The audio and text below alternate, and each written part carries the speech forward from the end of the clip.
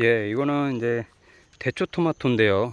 이제 방울토마토죠. 대추 토마토 이렇게 이제 키우고 있는데 저는 항상 요 자리에다 이렇게 키웁니다. 이렇게 한 묘목 한 8개에서 한 10개 정도. 근데 이제 사서 심는 게 아니고 독특한 거는 여기에는 계속 이렇게 이제 키우고 나면요.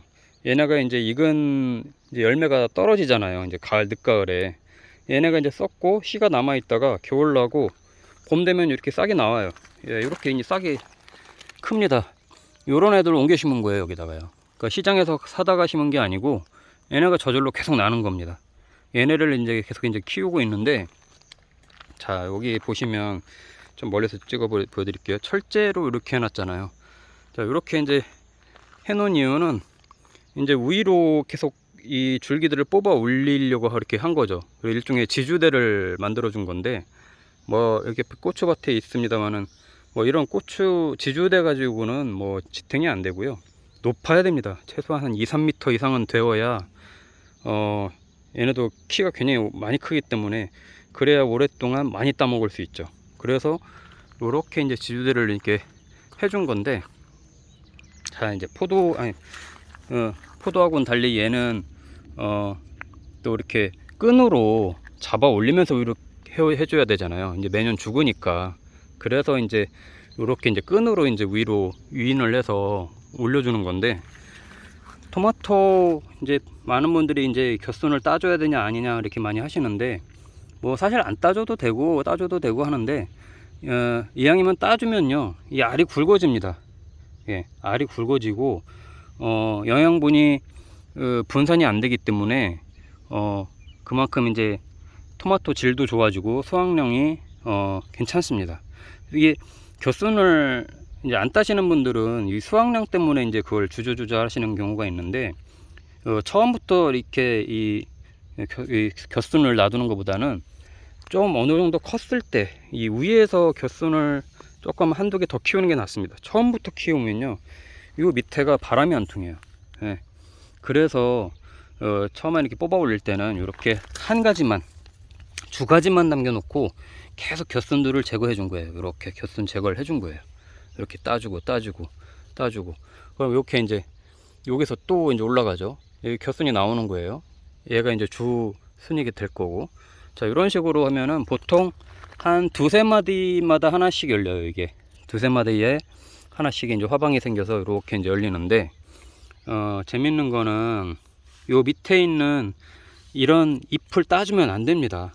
예, 어떤 분들 이렇게 제가 보면 밑에 막 훑더라고요. 이 바람 잘 통하게 하고 깔끔하게 보이게 한다고 해서 잎을 다 훑어주는데, 그러면요 이 잘 안 익습니다.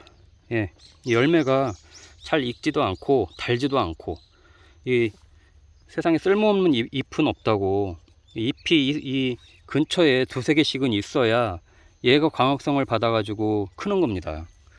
그걸 좀 아셔야 돼요. 그래서 이렇게 이제 잎을 놔두는 건데, 얘네가 영양분을 잡아먹어도 얼마나 잡아먹겠어요, 그죠? 근데 어차피 얘네도요 나중에 밑에 있는 애들 따먹을 정도 시기가 되고 위로 계속 커갈수록 밑에는 이제 시듭니다. 예, 밑에는 이제 나중에 노랗게 시들어서 갈수록 밑에는 이제 자연스럽게 이제 이 잎을 제거할 수밖에 없는데, 미리부터 이렇게 하면은요 이 절대 이 열매들이 잘 익지가 않아요. 그래서 밑에를 싹 깔끔하게 훑어주고 딸랑 이 토마토만 남기시는 분들이 있는데, 절대 그렇게 하면 토마토 익지가 않아요. 예, 광합성을 못 합니다. 예, 그래서 훑어주지 말라고 하는 거고요. 지금은 이렇게 싱싱해 보여도 밑에 있는 거 익어서 따먹을 때가 되면은 어차피 밑엔 다 시듭니다. 예. 이렇게 이제 이 공간에 이제 제가 한 8개, 10개 정도 이렇게 심은 건데, 제가 이렇게 심으니까 진짜 수확을 할 때는 어마어마하게 따먹습니다. 이 방울토마토 수확량이 어마어마해요. 저기 벌써부터 이제 크기가 밤톨만하게 이제 막 커가는데, 이런 애들이 이제 지금 이제 낮에 30도에서 35도까지 올라가잖아요. 그 사이에 굉장히 많이 크고, 이제 또 이제 장마 기간에 비가 많이 오고 그러면 그 사이에 이 물을 빨아먹고 쑥쑥 크게 됩니다. 자, 이것도 한번 볼게요. 이거 이렇게 밑에서 이렇게 또 순이 막 나와요. 이런 애들 따주는 거예요. 예. 자고 일어나면 나오고 자고 일어나면 나와요. 굉장히 이 토마토 순이 그리고 이렇게 곁순을 따줬어도 또 나옵니다. 또. 예, 그래서 이런 애들은 계속 따주고, 예, 나중에 정말 한 1.5m 이상 컸을 때 위에서 이제 조금 곁순들을 더 받아서 막바지에 조금 이제 수확량을 늘리는 거지, 처음부터 밑에 막 곁가지들을 키우면 너무 이렇게 정신이 없습니다. 그러니까 공간이 협소할 때 이제 그런 거고요. 물론 또 이제 공간이 많을 때는 한 2가지 정도는 더 키워도 되는데 저는 그렇게 추천드리진 않고요. 자, 여기도 이제 수정이 되는 것들이 있고 안 되는 것도 있고 그런데, 뭐 지금 이제 수정이 딱 되면요, 이제 딱 달라붙어 가지고 이제 금방 익어갑니다. 예. 그래서 저는 요 안에 이제 거름으로는 개분하고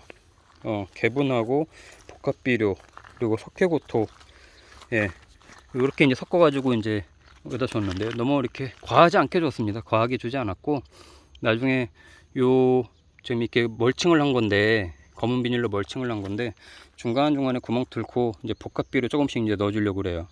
그 정도만 해도, 예, 충분하게 거름은 충분하니까 좀 수분 관리를 해주는 게 좋고요. 토마토도 물을 좋아하는 친구들이라서 너무 바짝 마르지 않게, 흙이 바짝 마르지 않게 관리를 해주는 걸 권장드립니다. 이렇게 또 나와요. 이런 애들이, 이런데 이제 씨가 떨어져 있다가 계속 이렇게 나와요. 이번에 다른 애들은 다 뽑았는데, 제가 재추제하고 뽑았는데 얘는 또 놔둬 보는 겁니다. 그러면 또 이런 식으로 또 자라겠죠. 예. 그러면 이렇게 토마토들이 다닥다닥 열리는데 7월부터는 아마 수확을 이제 해서 먹게 될 겁니다. 방울토마토 키우는 거가 은근히 이제 텃밭이 있으신 분들은 꼭 한번 키워보고 싶은 로망들이 있으시잖아요. 그래서 꼭 화분에다 키우시는 분들도 있고 텃밭 한 켠에 이제 키우시는 분들도 있는데, 잘만 키우면 시장에다 사 먹는 것보다는 좋으니까, 이게 토마토가 열리고 나서는 따먹을 때는 소독을 하기 어렵잖아요. 그래서 지금 정도 제가 이제 병충해 방제를 해주는데, 옆에 이제 고추밭에 해줄 때 같이 이렇게 소독을 조금씩 해주거든요. 그러면 뭐 이제 인반응병이라던가 뭐 다른 병충해 없이 깨끗하게 키울 수 있으니까 조금씩은 그래도 방제를 해줘야 됩니다. 한참 따먹을 때는 그 농약 묻으면 안 되니까 그 농약을 못 하잖아요. 그래서 초반에 이제 병충해 방제를 잘 해줘야 됩니다. 안 그러면 이제 잎이 막 똘똘 말리는 것도 많고요. 이렇게 이제 새순들이 이제 이렇게 깨끗하게 펴서 이게 자라줘야 되는데, 이런 데서 막 그 오갈병처럼 막, 예, 들러붙어서 크지도 않고, 예, 타들어가고 막 이런 병들이 있어요. 그래서 살균제하고 살충제를 꼭 섞어 가지고, 예, 조금씩 해주면, 예, 수정도 잘 되고, 또 수정이 됐다가도 어떤 것들은 잘 떨어지는 그 열매들도 있거든요. 그렇지 않게 좀 이렇게 병충해 방제를 해줘야 됩니다. 이것도 이제 꽃이 이렇게 피지만 이게 100% 다 달라붙진 않아요. 어떤 것들은, 이런 애들은 뭐 거의 꽃 핀 애들 거의 다 달라붙었지만, 어떤 애들은 막 떨어집니다. 이것도 보면 이렇게 꽃이 떨어지기도 하고요. 예, 열매들도 떨어지기도 하고 하는데, 뭐 어떻게 그걸 다 예방할 수는 없으니까 최대한 그래도 낙과 피해가 없도록 해줄 필요는 있죠. 이제 지금 이런 것도 이제 꽃 피우고 이런 거라서 조금 이제 좀 지나봐야 열매가 어느 정도일지는 알 것 같아요. 예.